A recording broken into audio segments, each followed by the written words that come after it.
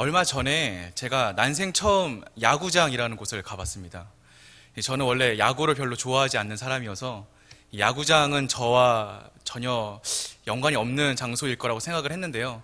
얼마 전에 마침 시간이 맞는 표가 생겨서요. 이 동기 강도사님들하고 야구장에 한번 방문을 했습니다. 그리고 저는 신세계를 경험했습니다. 네. 이 귀를 울리는 막 북소리, 함성소리, 응원소리, 이런 것들이 정신없게 사람을 만들더라고요. 그리고 그렇게 정신없게 그 분위기에 묻혀서 있다 보니까, 정신 차리고 보니까요, 제가 일어나서 막 소리를 지르고 있더라고요. 네. 그래서 경기를 모두 마치고 친구 강도사라고 나오면서 했던 얘기가, 세상에 이렇게 재밌는 게 많은데 이렇게 재밌는 걸 뒤로하고 교회에 나오는 사람이 줄어드는 것도 어찌 보면 참 당연한 얘기겠다라는 좀 씁쓸한 얘기를 했었거든요. 어떠신가요? 사랑하는 성도 여러분들께서는 주님 안에는 진짜 기쁨이 있다고 하잖아요. 주님 안에는 참 즐거움이 있다고 하는데, 우리 사랑하는 성도 여러분들은 그런 기쁨과 즐거움을 소유하고 계십니까? 제가 느꼈던 그런 야구장에서의 그런 즐거움이 아니라 그것과는 비교도 할 수 없는 진짜 기쁨을 여러분들은 이 예배를 통해서 경험하고 계십니까? 이 시간에요, 말씀을 통해서 그런 기쁨과 즐거움이 좀 회복되는 시간이 되었으면 좋겠습니다. 요즘 친구들을 만나면요, 자주 하는 얘기 중에 하나가 뭐였냐면, 기독교인으로 어떻게 살아야 하는가라는 주제의 대화였습니다. 예수를 믿는 사람으로, 또 하나님의 은혜를 받은 사람으로 우리는 과연 어떤 삶을 살아야 하느냐. 조금 전에 말씀드렸던 것처럼 우리는 주님 안에 진짜 기쁨과 즐거움을 소유한 사람들이라고 하는데, 그렇다면 그런 감동을 받은 사람답게 살아야 하지 않겠느냐. 그게 어떤 삶이냐라는 거죠. 쉬운 답이 있죠. 거룩해야 된다, 성결해야 된다라는 대답이 있는데, 그럼 도대체 그 거룩이 무엇이고 성결이 무엇이냐라는 거죠. 오늘 우리가 함께 나눈 말씀은요, 우리에게 이것에 대한 대답을 해주고 있습니다. 무엇이 거룩이고 무엇이 성결인지 오늘 2절의 말씀인데요. 너희는 거룩하라, 이는 나 여호와 너희 하나님이 거룩함이니라 라고 말씀하셨죠. 하나님께서는요, 우리에게 거룩하라고 명령하셨습니다. 그리고 그 방법으로요, 37절의 말씀입니다. 내 모든 규례와 내 모든 법도를 지켜 행하라 라고 말씀하셨죠. 우리가 하나님의 거룩을 닮아서 우리의 거룩함을, 그리고 하나님의 거룩함을 세상에 보여줄 수 있는 방법이 뭐냐? 그게 하나님의 말씀, 하나님의 규례와 법도를 지켜 행하는 것이다 라는 거죠. 근데 참 재밌는 게요, 오늘 말씀이 이 2절, 맨 앞절과 37절, 맨 마지막 절 말씀인데요, 이 말씀들이 품고 있는 규례와 법도가요, 그리고 좀 나아가자면 이 레위기에서 다루고 있는 규례와 법도가 우리의 일상생활 가운데 지켜야 되는 법도들을 말하고 있습니다. 이 많은 사람들이 기독교에 대해서 오해를 하고 있는 것 중에 하나가 무엇이 있냐면, 기독교는 예배 시간을 거룩하고 엄숙하게 보내고 있다라는 거죠. 조금 말을 바꾸자면 예배 시간만 거룩하고 엄숙하게 보낸다라는 거죠. 근데 이러한 오해나 이러한 잘못된 시선들이요, 교회 밖에서뿐만 아니라 교회를 다니고 있는, 신앙생활을 하고 있는 우리들에게도 비슷하게 나타난다는 것입니다. 사랑하는 성도 여러분들은 어떠신가요? 거룩한 예배 시간을 보내고 계신가요? 아니면 혹시 예배만 거룩하게 드리고 계시진 않으신가요?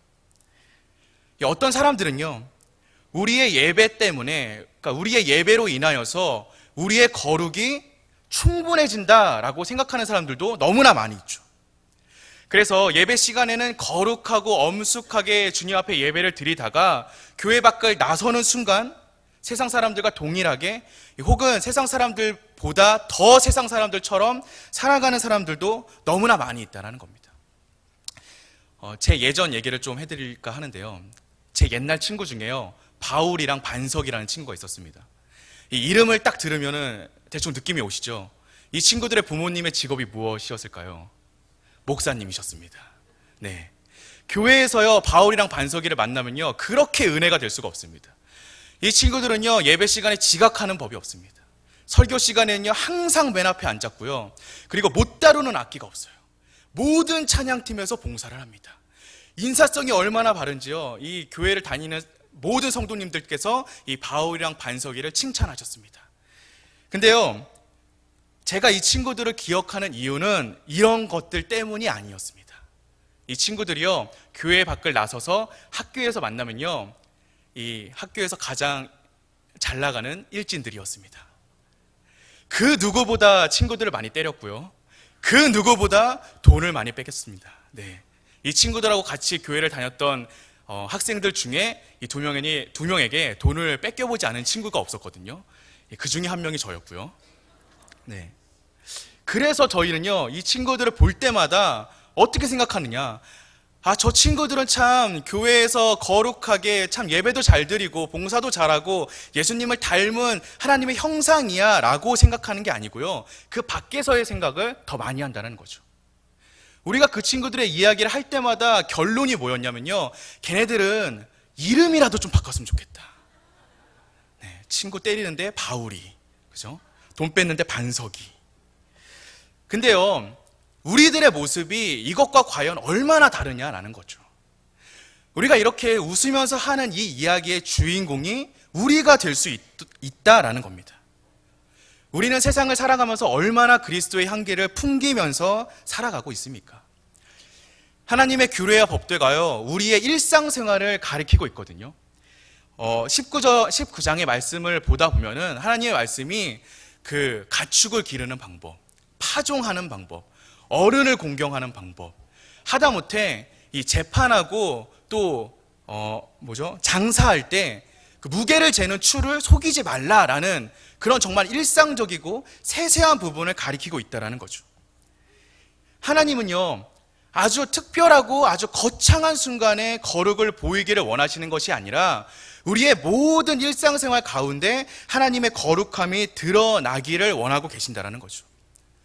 주일에 와서 막 눈물 흘리면서 기도하고 뛰면서 찬양하고 하나님의 말씀에 감동받고는 교회 밖에 나가서 주차장에서 싸우는 그런 모습이 아니라 우리의 일상생활 가운데서 하나님의 말씀대로, 그리고 세상의 가치보다는 하나님의 가치를 우선시하는 삶을 살아가기를 원하고 계신다는 겁니다. 하나님께서 이런 말씀을 이스라엘 백성들에게 해주셨던 이유가 있습니다. 이스라엘 백성들이요, 하나님의 말씀을 붙잡고 하나님의 인도를 따라서 가나안 땅에 입성하게 되죠. 하나님이 살아계심을 그들은 눈으로 목격했음에도 불구하고 지금까지의 목축업에서 농사로 그들의 생업이 변하는 순간 이 가나안이 섬겼던 농사의 신들을 같이 섬기게 되었어요. 비를 내려주세요 하면서 그들의 신을 같이 섬기게 되고, 그러다 보니 자연스럽게 가나안 문화가 그들의 삶 가운데 들어가게 되었죠. 그러니까요, 하나님을 섬기는 동시에 이방신을 섬기는 그런 참 말도 안 되는 모습을 보이게 되었다는 겁니다. 그런 이스라엘 백성들에게 하나님은요, 삶의 작은 부분들까지에서도 하나님의 말씀이 기준이 되는 삶이 되어야 한다라는 뜻으로 오늘 이런 말씀을 주셨다라는 겁니다. 그리고 오늘 우리에게도 동일한 이유로 하나님께서 말씀하고 계신 거죠. 제가 얼마 전에요, 한 설교를 들은 적이 있는데 참 기억이 많이 남는 설교였습니다. 가인과 아벨에 대한 설교였거든요. 이 두 사람 이름만 딱 들으면요, 우리 머릿속에 설교가 그려지죠. 가인과 아벨, 하나님께서 가인의 제사는 안 받으시고 아벨의 제사만 받으셨다. 그 이유는 피 흘림의 제사였기 때문이다. 그렇기 때문에 우리는 피 흘림으로 하나님 앞에 나아가야 된다. 그 피 흘림은 예수 그리스도의 보혈이기 때문에 우리는 그리스도의 보혈로만 하나님 앞으로 나아가야 된다라는 설교가 짜자자자자작 하고 쓰여지죠. 저도 마찬가지였습니다. 저도 그런 생각을 하고 그래, 오늘 설교는 또 얼마나 다른 이야기를 하나 보자 하고 이렇게 보고 있었습니다. 근데요, 그 목사님이요, 이런 말씀을 하시더라고요. 이런 질문을 하셨더라고요. 만약에 가인이 아벨과 똑같이 어린 양의 피 흘림의 제사를 드렸다면 하나님께서는 그의 제사를 받으셨을까 안 받으셨을까? 이렇게 물어보셨습니다. 여러분들의 생각은 어떠신가요? 피 흘림의 제사도 중요하죠. 하지만 진짜 중요한 것은요, 그 진짜 제사는, 그리고 진짜 예배는, 진짜 거룩은 그 행위가 아니라는 겁니다. 우리가 하나님께 무엇을 드렸느냐가 아니라 우리가 하나님과 어떠한 관계 가운데 있었느냐가 더 중요하다는 거죠.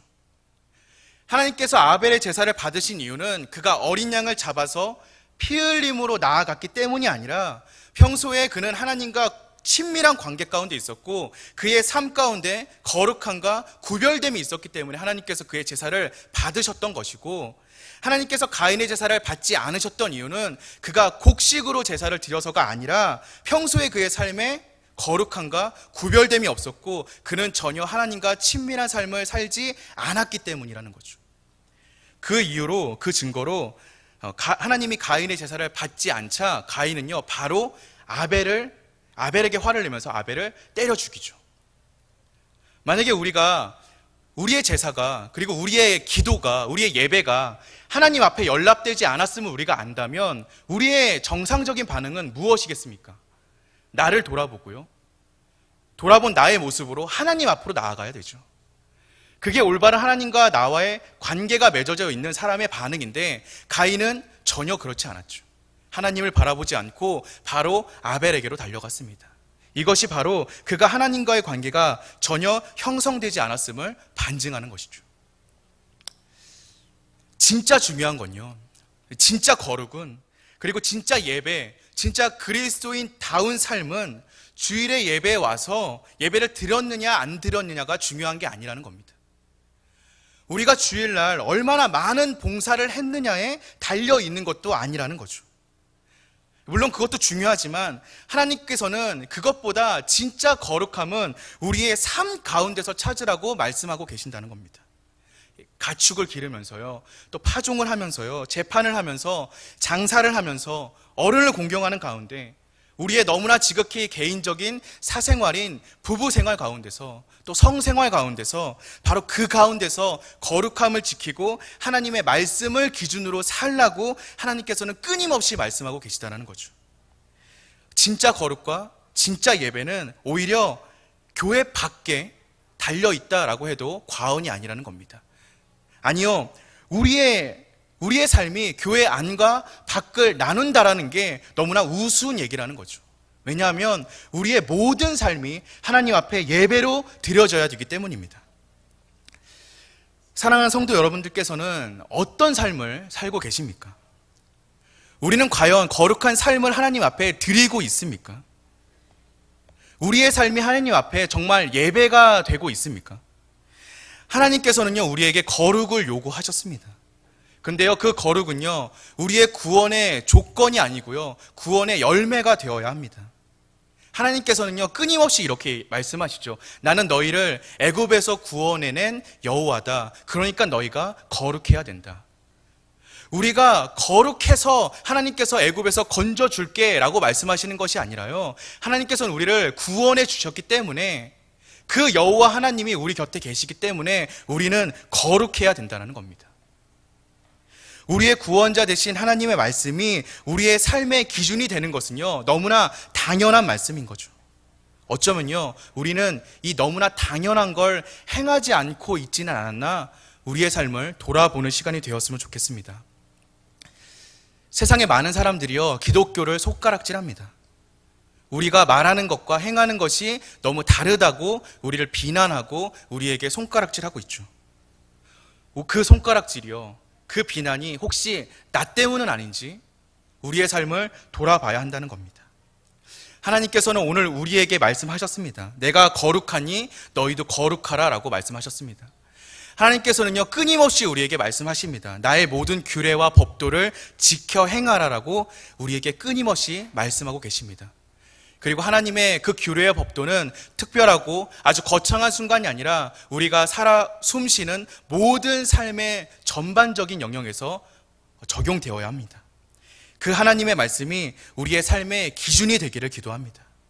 그를 통해서 우리의 모든 삶이 온전히 주께 드려지기를, 또 하나님으로 인한 감사와 감동이 끊이지 않기를, 그래서 정말 하나님이 주시는 기쁨과 즐거움이 우리 삶에 가득하기를 주님의 이름으로 기도하겠습니다. 함께 기도하시겠습니다.